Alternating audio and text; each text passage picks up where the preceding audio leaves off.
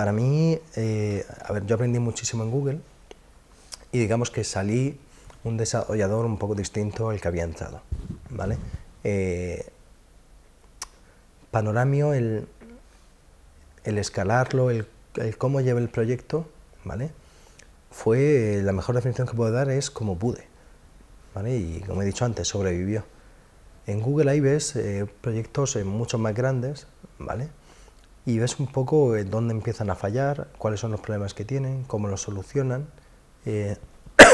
Diría que la filosofía más importante que saqué es que tienes que diseñar algo para que falle, ¿vale? O suponiendo que va a fallar. Y eso es algo que yo veo que falta también en la educación universitaria, ¿vale? Es una educación en sentido optimista, en el que te piden, haz un algoritmo que haga algo, ¿vale? Y tú ves el algoritmo y siempre supones que vas a empezar y que el ordenador lo va a ejecutar completamente, ¿vale? Una idea pesimista es, vas a empezar y va a cortar a medias, porque se va a ir la luz, ¿vale? O porque la señora de limpieza va a pasar y le va a dar un golpe al ordenador, o porque vete tú a saber, ¿vale? Entonces, los algoritmos que necesitas para que sean sólidos en esas circunstancias son muy distintos de los otros, ¿vale? Mucho más complejos. Generar algo que puede ser trivial en un servidor, si tienes 1000 servidores, se vuelve complicado, ¿vale?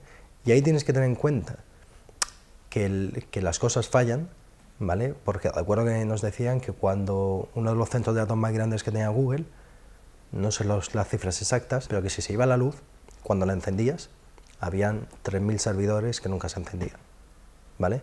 ¿Por qué? Pues porque un ordenador normal, cuando lo apagas y lo enciendes, tienes una probabilidad, a mí me ha pasado una vez en la vida, pues igual tienes una probabilidad entre 1000 de que se queme por una subida de tensión, ¿vale? Una probabilidad entre 1000, si lo estás apagando y encendiendo todos los días, necesitas 3 años para que se te queme, ¿vale? Y tal vez es un ordenador que has usado toda tu vida, al cabo de 3 años, pues se quema la fuente de alimentación y llevas a que todo lo arreglen, ¿vale? Eso significa que en Google encendían servidores y pues varios miles se les quemaba. Es la misma estadística, solo en el caso de Google no es tal vez pase, es que me va a pasar sí o sí, ¿vale?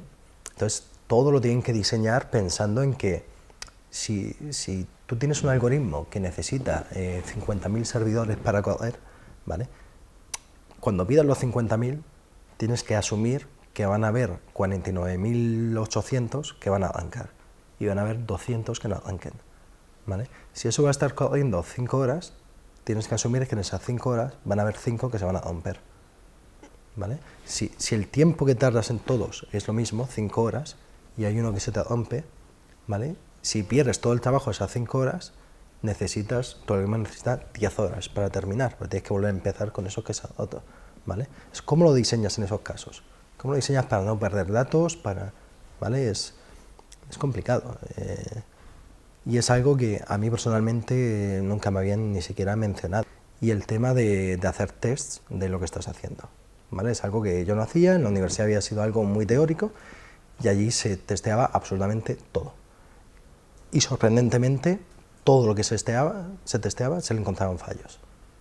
Sorprendentemente, porque tú pensabas, has terminado, lo probabas un poco, funciona, pero probarlo un poco, entre que tú no has sido meticuloso probando todos los casos posibles, alguno se te ha escapado, alguno creías que lo habías probado pero no lo has probado, ahí has escrito un programa de ordenador que lo pruebas y lo puedes revisar, y lo puedes volver a probar meses después. Y de hecho lo probábamos cada vez que hacíamos un cambio, lo probábamos todo, ¿vale? Y era la única forma de hacer que funcionase.